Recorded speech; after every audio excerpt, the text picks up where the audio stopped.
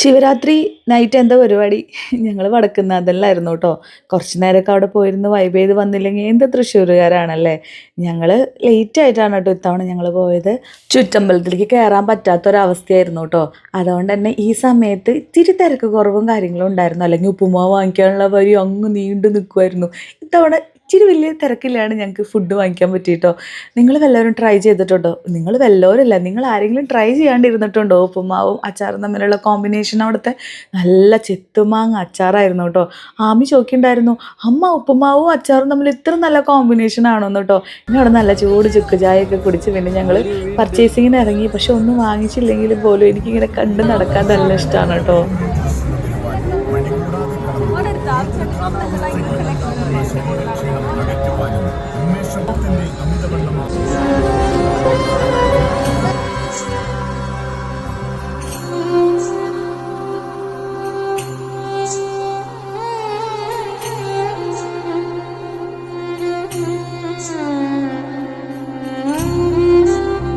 ഇതൊക്കെ കണ്ട ആരാണല്ലേ ഒരു നാഗവല്ലിയായി മാറാത്ത.